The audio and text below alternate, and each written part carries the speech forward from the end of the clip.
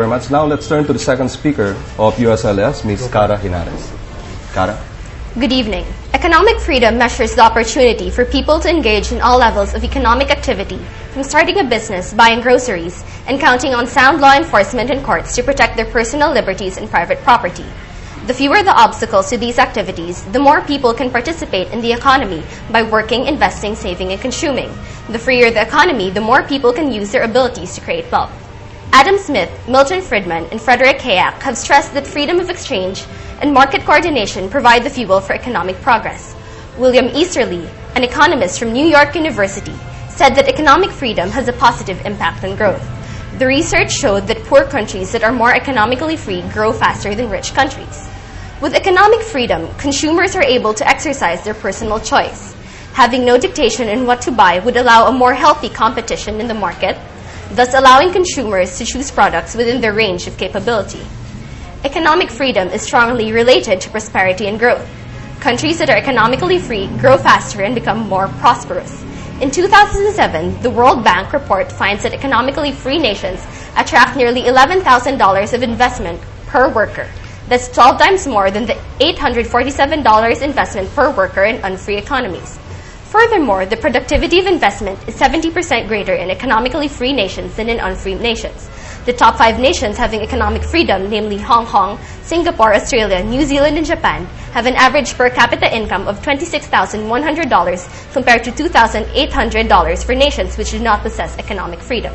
By adopting liberal economic policies, poor countries can achieve within one generation the kind of economic progress that it took rich countries 100 years to achieve. High growth is possible because poor countries will be catching up to rich countries rather than forging a new path.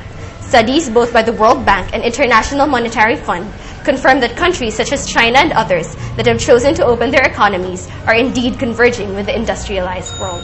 Now, you are saying that there is a link or there is a connection between economic freedom and the progress of a nation, but will that not be to the sacrifice of the poor people in the community? Like when you increase economic freedom, there will also be an increase in economic inequality. Can we not say that? Actually, that is where you are mistaken, because economic freedom actually benefits the poor. The poor will be able to use their talents and abilities so that they will be able to gain more. It isn't that they're going to stop at this particular point. Because of economic freedom, they are free to choose within their capability. And if, for example, a poor person wants to study more, he can study in order to increase his income and later on be at the level wherein the rich are in right now. I mean, the possibilities are endless, and the poor are able to pick themselves up from where they are right now and are able to progress also. Okay, thank you very much, Karen. Now let's turn to Ms. Paulin Española. Saints go. Our world is faced with a huge problem. The gap between the rich and the poor is wider than ever. According to the World Bank, the richest 1% of people in the world own just as much as the poorest 57%. The richest 3 people in the world, 3 people alone, earn just as much as the poorest 600 million people. According to the United Nations, 3 billion people live on less than $2 a day. 1 billion people are illiterate, and 14 million people die yearly from lack of medical care. Poverty is everywhere, even in developed countries, such as the United States and the UK. On the other hand, the rich just keep on getting richer. Forbes says that 2/3 of last year's billionaires are richer than ever. Last year, the combined wealth of the world's billionaires reached up to $900 billion. This year, their combined wealth reached $3.6 trillion. That's a whole lot of money in the hands of so few people. No one has the right to be that rich.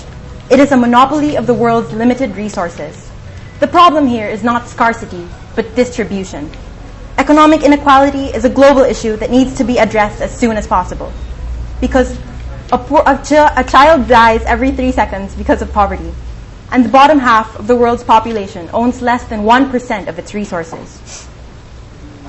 This is not fair, especially to those who were born into poverty without any opportunity to uplift themselves. The world accepts the legitimacy of unfair, exploitive capitalism in spite of the huge inequalities it possesses. Sure, economic growth is fundamental for poverty alleviation, but we cannot alleviate poverty unless economic growth is there for both the rich and the poor, not just the elite. Through progressive taxation and income redistribution, we can level out the playing field and give better opportunities for the poor. Charity is not enough. If it were, we wouldn't have a problem now. Now, you were saying that the world must address the problem of economic inequality as soon as possible. And I think I heard the affirmative side saying that economic equality is just but a dream. Economic equality is a dream? Yeah. Of course not, because the richest people in the world have the capacity to help. The only problem is they're not helping to their full capability. With economic equality, we want the redistribution of some of that wealth to the poor people so that at least we can give them the basic needs, food, clothing, shelter. And then we can give them education so that they can have better jobs and eventually uplift themselves from poverty. We want to empower the the poor people. Okay, thank you very much, Paulin. People of Bacolod, you have heard our debaters deliver their explosive opening arguments. When we return, we will have the interpellation round.